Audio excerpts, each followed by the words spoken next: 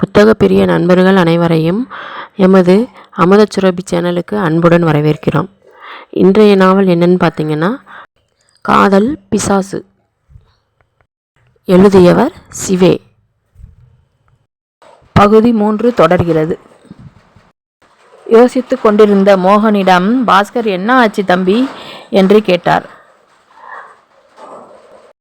வெகு தூரம் சென்றுவிட்ட ஆட்டோவை நோக்கி தன் கையை உயர்த்தி, சங்கீதா அந்த ஆட்டோவில் போறா அண்ணா என்றான். என்ன சொல்கிறப்பா? ஆமாம், நான் பார்த்தேன். நிஜமாவா என்றான் பாஸ்கரன் தனது உள்ள கிளர்ச்சியை காட்டிக்கொள்ளாமல். அந்த ஆட்டோவில் போனா சரி, ஒன்றும் பிரச்சனை இல்லை, நம்ம அவளை கண்டுபிடிச்சிடலாம். உங்களால் முடியுமா அண்ணா? ஏன் முடியாது? நிச்சயமாக முடியும். எப்படி கண்டுபிடிப்பீங்க? என்னோட ஃப்ரெண்டு ஹெல்ப் பண்ணுவார். அவர் எங்கே இருக்காரு? இங்கே பக்கத்தில் தான், பொள்ளாச்சியில் இருக்கார். இப்போது அவரை நம்ம பார்க்க முடியுமா? இல்லை, வெளியூர் போயிருக்கார், திருச்சி வரைக்கும் போயிருக்கார். எப்போ அவர் திரும்பி வருவார்? இன்னும் 15 நாள் ஆகும்னு சொன்னார். அதை கேட்டு அதிருப்தி அடைந்த மோகன், நம்ம 15 நாள் இங்கே யானைமலையில் இருக்க போகிறோமா என்றான். அது எப்படி முடியும்? எல்லோரும் தலைக்கு மேலே வேலை இருக்கே, நம்ம 15 நாள் கழித்து மறுபடியும் வரலாம். அந்த யோசனை மோகனுக்கு சுத்தமாக பிடிக்கவில்லை. என்றாலும் ஒன்றும் கூறாமல் அமைதி காத்தான். அவர்களுடன் அவனும் ஹோட்டல் அறைக்கு வந்து சேர்ந்தான். நாம் நாளைக்கு காலையில் சென்னை கிளம்பலாம் என்றார் பாஸ்கர். அதற்கு அனைவரும் ஒப்புக்கொண்டார்கள். மோகனோ தான் கோவிலில் பார்த்த அந்த பெண்ணை பற்றியே யோசித்து கொண்டிருந்தான். யார் அந்த பெண்? எப்படி அவள் சங்கீதாவை போலவே இருக்கிறாள்? எதற்காக கோவிலுக்கு வந்தால்? ஒருவேளை அவள் கோவிலில் வேலை பார்க்கும் பெண்ணாக இருப்பாளோ? அவளுடைய பெயர் என்னவாக இருக்கும்? அவள்தான் சங்கீதாவால் தனக்காக அனுப்பப்பட்டவளாக இருப்பாளோ? தன்னை போலவே இருக்கும் ஒருத்தியை உன்னிடம் கொண்டு வந்து சேர்ப்பேன் என்று சங்கீதா தன்னை உயிரை விடும் முன் கூறினாளே. மோகன் அந்த பெண்ணை பற்றியே யோசித்து கொண்டிருந்தான். அவன் பாஸ்கரிடம் அது சங்கீதா என்று கூறினாலும் அவனுக்கு தெரியும் அது சங்கீதா இல்லை என்று. சங்கீதா இந்த உலகத்தில் இல்லை என்பதில் அவன் தெளிவாகவே இருந்தான். நாளை காலை அனைவரும் சென்னைக்கு கிளம்ப போகிறார்கள். அவனுக்கு தெரியும் அவனது குடும்பத்தார் அவனுக்காக இங்கே இருக்க சம்மதிக்க மாட்டார்கள். அவன் கூறுவதையும் கேட்க மாட்டார்கள். அதனால் அவர்கள் போகும் போக்கில் செல்வது என்று முடிவெடுத்தான். தனது மணிப்பரிசில் இருந்து ஏடிஎம் மற்றும் கடன் அட்டையை எடுத்து அவற்றின் காலாவதி தேதியை கவனித்தான். கடன் அட்டை காலாவதியாக இன்னும் 1 வருடம் இருந்தது. ஆனால் ஏடிஎம் அட்டை ஏற்கனவே காலாவதி ஆகிவிட்டிருந்தது. தன்னுடைய கைபேசியில் சிக்னலை பரிசோதித்து பார்ப்பது போல் பாவ்லா செய்து கொண்டு தன் குடும்பத்தார் கூடியிருந்த அந்த நட்சத்திர ஓட்டலின் அறைக்கு வந்தான் மோகன். என்னாச்சு மோகன் என்றால் அவனது அண்ணி திவ்யா. என்னோட ஃபோனில் சுத்தமாக சிக்னல் இல்லை அண்ணி, என்னோட ஃபோனை வேணும்னா யூஸ் பண்ணிக்கேன். தேங்க்ஸ் அண்ணி என்று அவளது கைபேசியை அவளிடமிருந்து பெற்றுக்கொண்ட மோகன் பரத்திற்கு ஃபோன் செய்தான். அவனது அழைப்பை உடனே ஏற்ற பரத், என்ன சொல்லு மோகன். என்னடா டிடெக்டிவ் ஏஜென்ட் என்று அவன் கேட்டதும் அங்கிருந்த மற்றவர்கள் அவனை வியப்புடன் பார்த்தார்கள். என்ன ஆச்சு மோகன் என்றான் சிவா. என்னோட ஏடிஎம் கார்டு எக்ஸ்பைரி ஆயிடுச்சு. நம்ம கம்பெனி வேலைகளை என்னுடைய இடத்திலிருந்து பார்க்கிற நீ அதையெல்லாம் செக் பண்ணுறது இல்லையா? என் கையில் 10 பைசா கூட இல்லை தெரியுமா? சாரிடா, நான் அதை கவனிக்காமல் விட்டுட்டேன். ஆனால் அப்படியே நான் அதை கவனிச்சிருந்தா கூட அதை ப்ராசஸ் பண்ண உன்னோட சிக்னேச்சர் வேணுமே. நீ இதை முன்னாடியே கவனித்து வச்சுருந்தா இந்த ப்ராசஸை நம்ம நேற்று செஞ்சுருக்கலாம் இல்லையா? ஆமாம், ஒரு நாள் டைம் கொடு, எல்லாத்தையும் முடிச்சிடுறேன். சரி, நாங்கள் நாளைக்கு சென்னை வந்த பிறகு என்ன செய்யணுமோ அதை செஞ்சு வச்சுடு. நான் இன்றைக்கே பேங்க் மேனேஜர்கிட்ட பேசிடுறேன். சரி. அழைப்பை துண்டித்து திவ்யாவின் கைபேசியை அவளிடம் கொடுத்தான் மோகன். சரி மோகன், உன்கிட்ட பணம் இருக்கும் அப்படிங்கிற நினைப்பில் நான் அதை பற்றி யோசிக்கலை என்றபடி தனது மணிப்பரசிலிருந்து ஏடிஎம் கார்டை எடுத்து அவனிடம் நீட்டினாள் திவ்யா. என்னோட கார்டை வச்சிக்க. இல்லை அண்ணே, எனக்கு பணம் வேணும்னா வாங்கிக்கிறேன். சரி என்று திருப்தி புன்னகை வீசினாள் திவ்யா. மற்றவர்கள் நிலையும் அதுதான். அவன் வெகு இயல்பாய் இருந்தது அவர்களுக்கு சந்தோஷத்தை அளித்தது. மறுநாள் காலை மோகனும் அவனது குடும்பத்தாரும் 2 டாக்ஸிகளில் விமான நிலையம் நோக்கி பயணமானார்கள். மோகன் முன்னிருக்கையில் அமர்ந்து கொள்ள அவனுடன் பாஸ்கரன், திவ்யா மற்றும் சர்வேஷும் அதே காரில் ஏறிக்கொண்டார்கள். அவர்களுடன் எதுவும் பேசாமல் வெளியே வேடிக்கை பார்த்தபடி இருந்தான் மோகன். அவனது விழிகள் விரிவடைந்தன. முதல் நாள் அவன் கோவிலில் பார்த்த அதே பெண் யாரோ ஒருவருடன் 2 சக்கர வாகனத்தில் எதிர்ப்புறத்திலிருந்து வந்து பிரதான சாலையிலிருந்து பிரிந்த ஒரு சிறிய தெருவுக்குள் சென்று கொண்டிருந்தாள். வேறு எதை பற்றியும் யோசிக்காமல் காரை நிறுத்துங்க என்று கத்தினான் மோகன். அவனை ஆச்சரியத்துடன் பார்த்தார் கார் ஓட்டுநர். காரை நிறுத்துங்கன்னு சொன்னேன் என்று அவனது குரல் அந்த காரில் இருந்தவர்களை அதிரச் செய்தது. காரை நிறுத்துவதற்கான இடத்தை தேடியபடி காரின் வேகத்தை குறைத்தார் ஓட்டுநர். காரிலிருந்து கீழே குதித்த மோகனுக்கு அந்த வேகம் போதுமானதாக இருந்தது. சாலைக்கு நடுவே இருந்த இரும்பினாலான தடுப்புச் சுவரை தாண்டி குதித்து சாலையில் சென்று கொண்டிருந்த வாகனங்களை பற்றியும் அந்த வாகன ஓட்டுநர்களின் தூற்றல்கள் பற்றியும் சிறிதும் கவலைப்படாமல் சாலையை கடந்து அந்த சிறிய தெருவை நோக்கி ஓடினான். திடீரென்று சாலைக்கு நடுவில் புகுந்து விட்டு அவனை பார்த்து வாகனங்கள் சடன் பிரேக் அடித்து நின்றன. ஒரு சில வாகனங்கள் ஒன்றோடொன்று மோதியும் கொண்டன. அந்த சிறிய தெருவுக்குள் வந்த அவன் அந்த பெண்ணை தேடினான். அந்த சிறிய தெருவிலிருந்து பல தெருக்கள் பிரிந்து ஓடின. அவனால் அந்த பெண்ணையோ அவள் வந்த வாகனத்தையோ அங்கு காண முடியவில்லை. அவள் வந்த 2 சக்கர வாகனம் அங்கு நிற்கிறதா என்று சில தெருக்களுக்கு உள்ளே சென்று தேடி பார்த்தான். ஆனால் அந்த 2 சக்கர வாகனத்தின் அறிகுறியை எங்கும் தென்படவில்லை. அவனை தேடிக்கொண்டு ஓடி வந்த பாஸ்கரனும் சர்வேசும் அவன் இங்குமங்கும் ஓடியபடி இருப்பதை பார்த்தார்கள். அந்த இடத்தை வந்தடைய அவர்களுக்கு கூடுதல் நேரம் தேவைப்பட்டது. அவர்கள் மோகனைப் போல அல்லாமல் எச்சரிக்கையுடன் சாலையை கடந்து வந்ததுதான் காரணம். என்ன மோகன் பண்ற நீ என்றான் சர்வேஸ். சுதாரித்து கொண்ட மோகன், இல்லை தெரிஞ்சவங்க மாதிரி இருந்தது என்றான். சரி வாங்க போகலாம். எந்த மறுப்பும் கூறாமல் அவர்களுடன் நடந்த மோகன் அவர்களை பேச்சிழக்கச் செய்தான்.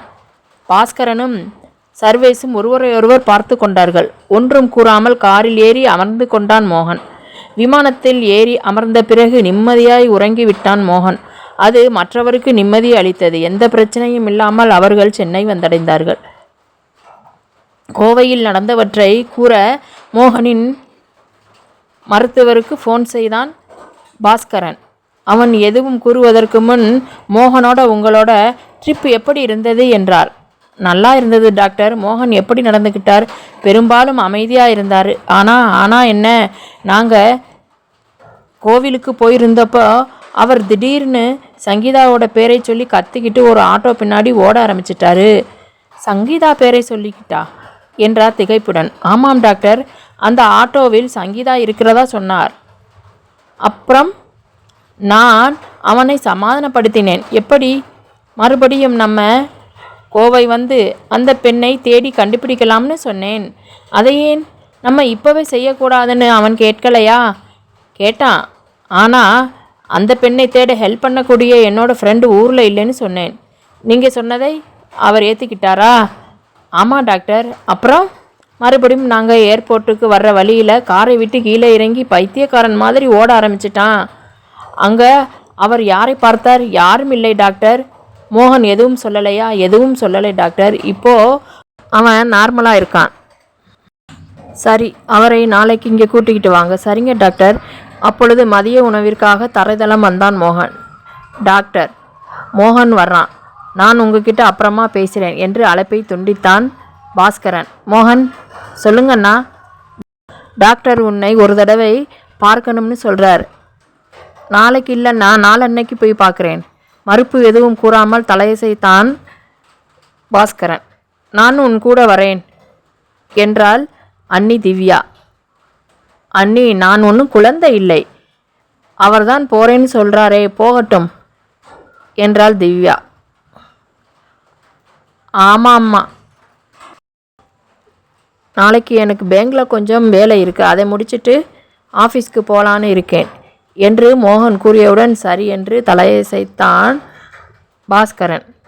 சாப்பிட்டு முடித்துவிட்டு வங்கிக்கு கிளம்பி சென்றான் மோகன். வங்கி மேலாளரிடம் அதை பற்றி ஏற்கனவே பரத் பேசி வைத்து விட்டு இருந்ததால் சில நிமிடங்களில் வேலை முடிந்து போனது. மோகன் வருவதற்கு முன்பே அதற்கு தேவையான விஷயங்களை செய்து வைத்திருந்தார் வங்கி மேலாளர். நீங்கள் கார்டை இப்போவே ஆக்டிவேட் பண்ணிக்கலாம் சார் என்றார் மேலாளர் புன்னகையுடன். தேங்க்யூ. தனது ஏடிஎம் கார்டை ஆக்டிவேட் செய்த பிறகு வங்கியை விட்டு கிளம்பினான் மோகன். அங்கிருந்து நேராய் அலுவலகம் வந்தவன் பரத்தின் அறைக்குள் சென்றான். அப்பொழுது பரத் அங்கு இருக்கவில்லை. முதல் நாள் அவன் அங்கு வந்தபொழுது துப்பறியும் நிறுவனங்கள் பற்றிய குறிப்பு அடங்கிய காகிதத்தை அவன் கண்டான் இல்லையா? அதை பரத்தின் மேஜையின் மீதிருந்து எடுத்து தன் கைபேசியில் அதை புகைப்படம் எடுத்து வைத்துக்கொண்டு மீண்டும் அதை இருந்த இடத்திலே வைத்துவிட்டு அந்த இடத்தை விட்டு நடந்தான். மறுநாள் பீரோவில் இருந்த தனது உடைகளை எடுத்து ஒரு மெத்தை விரிப்பை கொண்டு அதை மூட்டையாய் கட்டினான் மோகன். இன்டர்காம் மூலம் திம்மண்ணாவை அழைத்தான். அறைக்கு வருமாறு பணித்தான். அழைப்பை துண்டித்துவிட்டு அவனது அறையை நோக்கி ஓடி வந்தான் திம்மண்ணா. இதெல்லாம் என்னோட பழைய ட்ரெஸ். இதையெல்லாம் நான் அனாதை ஆசிரமத்திற்கு கொடுக்கலாம்னு இருக்கேன். கொண்டு போய் என்னோட காரில் வை. அவனை திகப்புடன் பார்த்து கொண்டு நின்றான் திம்மண்ணா. ஏனென்றால் தன் செயலுக்கான காரணத்தை எப்பொழுதும் யாரிடமும் கூறியதில்லை மோகன். சரி என்று அவசரமாய் தலையசைத்த திம்மண்ணா அந்த மூட்டையை தூக்கி கொண்டு அங்கிருந்து விரைந்தான். பார்ப்பவர் மனதில் பச்சென்று ஒட்டிக்கொள்ளும் அளவிற்கு அழகாய் உடை அணிந்து கொண்டு பாஸ்கரன் தங்கியிருந்த அறைக்குள் வந்தான் மோகன். நீ ஹாஸ்பிட்டலுக்கு தானே போறே என்றான் பாஸ்கரன். ஆமாண்ணா, நான் கிளம்புறேன் என்ற மோகன் தன் அண்ணாவை அன்பாய் அணைத்து கொண்டு சிறிது நேரம் நின்றான். அது பாஸ்கரனை உணர்ச்சி வசப்பட செய்தது. போயிட்டு வரேன்னா, சீக்கிரம் வந்துடு. பதில் கூறாமல் புன்னகையுடன் அங்கிருந்து கிளம்பினான் மோகன். மனநல மருத்துவமனை. மோகனை பார்த்து வரவேற்பாளர் பெண் உடனடியாக அவனை மருத்துவரின் அறைக்கு அனுப்பி வைத்தாள். ஹலோ டாக்டர், எப்படி இருக்கீங்க என்றான் மருத்துவரின் அறைக்கு வந்த மோகன். அதுதான் உங்களை கேட்க வேண்டிய கேள்வி என்று சிரித்தார் மருத்துவர். ஏன் அந்த கேள்வியை நீங்கள் லீஸுக்கு எடுத்து வச்சிருக்கீங்களா என்று அவருக்கு கவுண்டர் கொடுத்தான் மோகன். பரவாயில்லையே, நீங்கள் கவுண்டர் எல்லாம் கொடுக்க ஆரம்பிச்சிட்டிங்களே. சொல்லுங்க டாக்டர், உங்கள் ட்ரிப் எப்படி இருந்தது? ஃபேண்டாஸ்டிக். நீங்கள் ஏதோ ஒரு பொண்ணு பின்னாடி ஓடினதா உங்கள் அண்ணா சொன்னாரே. அவரை பொருள் பொதிந்த பார்வை பார்த்த மோகன் ஆமாம் என்றான். அது அந்த மருத்துவரை திகைப்படைய செய்தது. யார் அந்த பொண்ணு? எனக்கு தெரியாது. நீங்கள் அவளை சங்கீதான்னு கூப்பிட்டதா பாஸ்கரன் சொன்னாரே. சங்கீதா இறந்துட்டாள்ங்கிறதை நீங்கள் மறந்துட்டீங்களா டாக்டர் என்றான் அவர் கேட்ட கேள்விக்கு பதிலளிக்காமல். அப்படின்னா எதுக்காக அந்த பொண்ணை நீங்கள் சங்கீதான்னு கூப்பிட்டீங்க? அவள் சங்கீதாவை மாதிரி இருந்தாளா?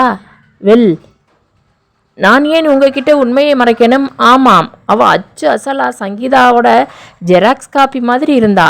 நிஜமாகவே நம்பவே முடியலையே. நான் அவளை சென்னைக்கு கூட்டிக்கிட்டு வரும்போது நீங்கள் நிச்சயம் நம்புவீங்க என்றான் சர்வசாதாரணமாய். நீங்கள் அவளை சென்னைக்கு கூட்டிக்கிட்டு வர போகிறீங்களா? ஆமாம். ஆனால் ஏன்? சாகிறதுக்கு முன்னாடி சங்கீதா என்ன சொன்னான்னு நீங்கள் மறந்துட்டீங்களா டாக்டர்? நான் அதை மறக்கலை. குற்ற உணர்ச்சியில் தவச்சிக்கிட்டு இருந்த உங்களுக்கு அதை ஞாபகப்படுத்தி உங்களை அமைதி அடைய செய்ததே நான் தானே. ஆமாம், அவதான் சங்கீதா எனக்காக அனுப்பி வச்ச பொண்ணு. ஆனால் அவளை பற்றி உங்களுக்கு எதுவும் தெரியாதே. எல்லாத்தையும் தெரிஞ்சுக்கிட்டா போகுது. ஒருவேளை அவளுக்கு உங்களை பிடிக்கலைன்னா என்ன செய்வீங்க? அதை பற்றி எனக்கு கவலை இல்லை என்று தன் கைகளை விரித்து சோபாவில் சாய்ந்தமர்ந்தான் மோகன். பைத்தியக்காரன் மாதிரி பேசாதீங்க மோகன். இந்த விஷயத்தில் நான் பைத்தியக்காரனாக இருக்கிறதை பற்றி கவலைப்பட எனக்கு அவள் வேணும். எப்படி இருந்தாலும் அவளை அடைஞ்சே தீருவேன். ஆனால் மோகன், ஓகே பை. தான் அமர்ந்திருந்த சோபாவை விட்டு எழுந்து நடக்க துவங்கினான் மோகன். ஒரு நிமிஷம் என்று அவனை நிறுத்தினார் மருத்துவர். திரும்பி அவரை பார்த்தான் மோகன். ஒருவேளை அந்த பொண்ணு ஏற்கனவே கல்யாணமானவளாக இருந்தால் என்ன செய்வீங்க? தன் சந்தேகத்தை முன்வைத்தார் மருத்துவர். ஒரு கணம் திகைத்து நின்ற மோகன் தன்னிலைக்கு திரும்பினான். அவ புருஷனை கொன்னிடுவேன், சிம்பிள் என்று அந்த அறையை விட்டு வெளியேறினான். மருத்துவர் அதிர்ச்சியில் உறைந்தார். ஏனென்றால் அவருக்கு தெரியும் அவன் எதையும் செய்யக்கூடியவன் என்று. மோகன் கூறியதை கேட்ட மருத்துவர் மிரண்டு போனார். அவரது அழைப்புக்கு செவி சாய்க்காமல் அங்கிருந்து நடந்தான் மோகன். என்ன செய்ய வேண்டும் என்பதை அவன் ஏற்கனவே முடிவு செய்து விட்டிருந்தான். அந்த மருத்துவரின் வேண்டாத வீண் அறிவுரையில் காலத்தை கடத்தி கொண்டிருக்க அவன் தயாராக இல்லை. மருத்துவரின் அறையை வெளிப்பக்கமாக தாளிட்டுவிட்டு அனாயாசமாக நடந்து சென்றான் மோகன். மருத்துவர் கதவை தட்ட யாரோ ஒருவர் கதவை திறந்து விட்டார்.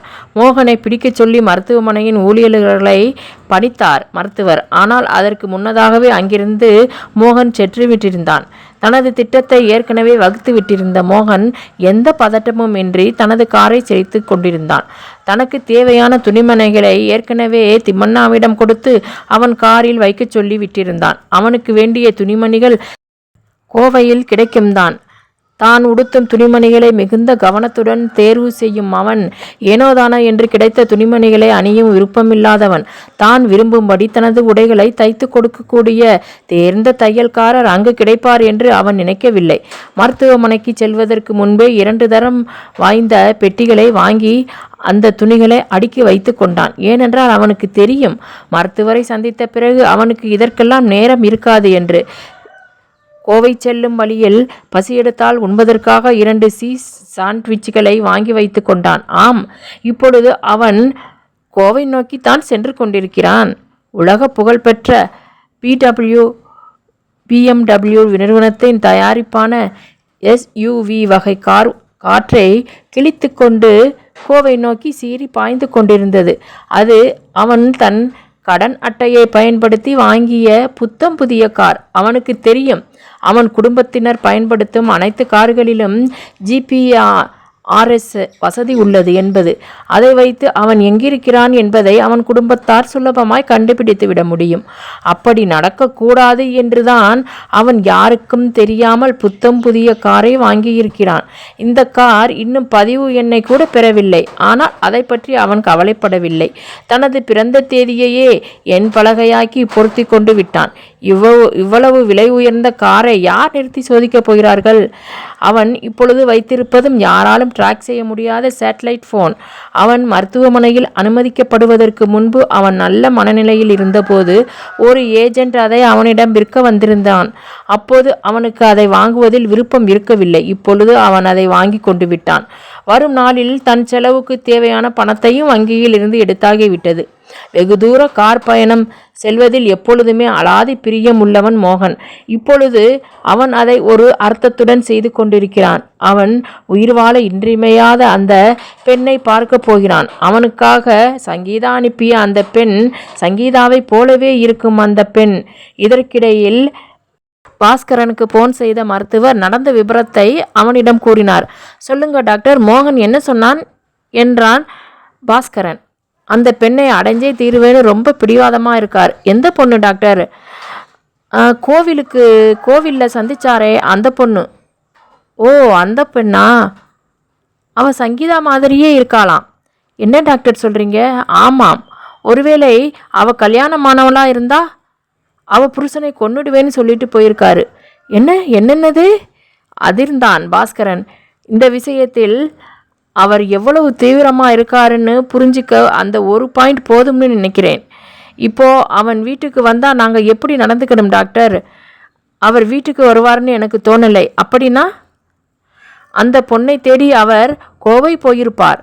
அந்த பொண்ணு யார், அவள் எங்கே இருக்கா, எதுவுமே அவனுக்கு தெரியாதே. அவர் கண்டுபிடிப்பார், நிச்சயம் கண்டுபிடிப்பார். அப்படின்னா நான் உடனே கிளம்பி கோவை போகிறேன். நீங்கள் அங்கே போய் என்ன செய்ய போகிறீங்க? உங்களால் அவரை கண்ட்ரோல் பண்ண முடியும்னு நினைக்கிறீங்களா? அமைதி காத்தான் பாஸ்கரன். சீரியஸ்னஸை புரிஞ்சுக்கோங்க. தன்னோட வழியில் யாராவது வந்தால் அவர் முரட்டுத்தனமாக மாறுவார். என்ன செய்யவும் தயங்க மாட்டார். தான் நினச்சதை முடிக்க என்ன வேணால் செய்வார். இப்போ நாங்கள் என்ன செய்கிறது டாக்டர்? கண்ணாடி பாத்திரத்தை கையாளுற மாதிரி ரொம்ப கவனமாக கையாளணும். கண்ணாடி பாத்திரம் உடைஞ்சா அது பாத்திரத்துக்கு மட்டும் பாதிப்பு இல்லை, அதை கையாளுறவங்களுக்கும் சேர்த்து பாதிக்கப்படுவாங்க. புரியுது டாக்டர். அவரை உங்கள் கண்ட்ரோலில் கொண்டு வர முடியாது அப்படிங்கிறதை மட்டும் மறந்துடாதீங்க. அப்படி ஒரு வேளை நீங்கள் செஞ்சால் அவர் ரொம்ப ஆபத்தானவராக மாறுவார். சரிங்க டாக்டர். அழைப்பை துண்டித்தார் மருத்துவர். டாக்டர் என்னங்க சொன்னார் என்றால் திவ்யா. மருத்துவர் கூறிய விஷயங்களை அவர்களிடம் கூறினான் பாஸ்கரன். நீங்கள் எதை பற்றியும் கவலைப்பட வேண்டாம். நம்ம அவரை சுலபமாக கண்டுபிடிச்சிட முடியும். நம்ம எல்லா கார்லேயும் ட்ராக்கிங் டிவைஸ் இருக்குது என்றான் பாஸ்கரன். உண்மை தெரியாத திவ்யா நிம்மதி பெருமூச்சு விட்டாள். பரத்துக்கு ஃபோன் செய்தான் பாஸ்கரன். என்ன அண்ணா,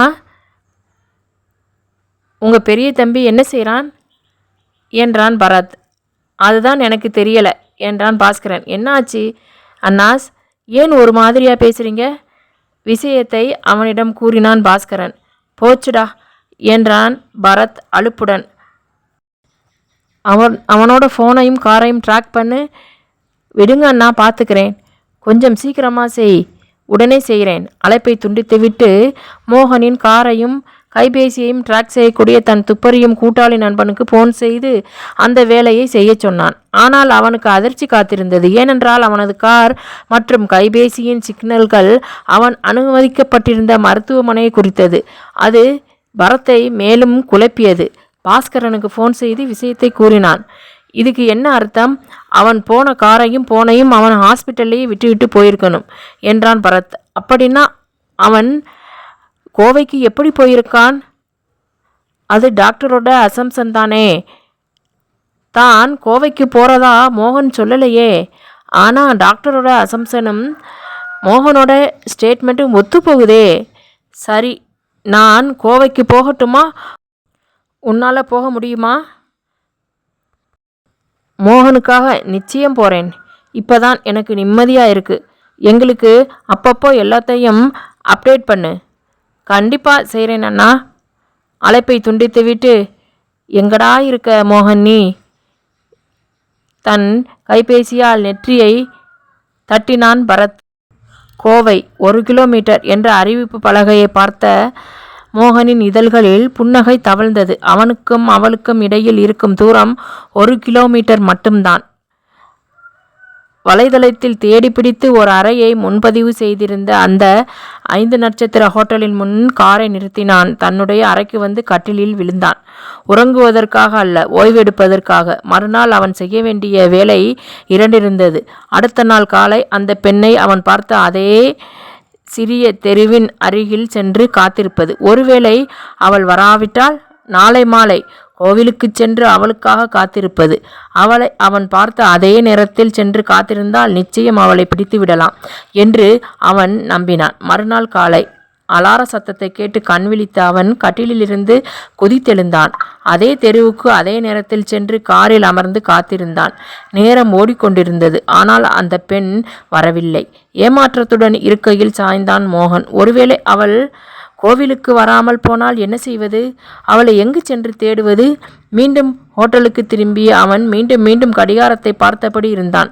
மதிய உணவை முடித்துக்கொண்டு வெகு முன்னதாகவே கோவிலுக்கு கிளம்பி சென்றான். ஹோட்டல் அறையில் சும்மா அமர்ந்திருப்பதை விட அங்கு சென்று காத்திருப்பது உபயோகமாக இருக்கும் என்று அவன் எண்ணியதுதான் காரணம். அன்று அவன் அவளை பார்த்த அதே நேரம் வந்தது. ஆனால் அவள் வரவில்லை. அவனது கோபம் உச்சத்தை தொட்டது. அவள் அவனுக்கு வேண்டும். ஆனால் அவளை தேடி கண்டுபிடிக்க முடியவில்லை என்றால் அவளை எப்படி அடைவது? முதன்முறையாய் அவன் மனதில் அச்சம் தோன்றியது. அப்பொழுது அங்கு ஒரு ஆட்டோ வந்து நின்றது.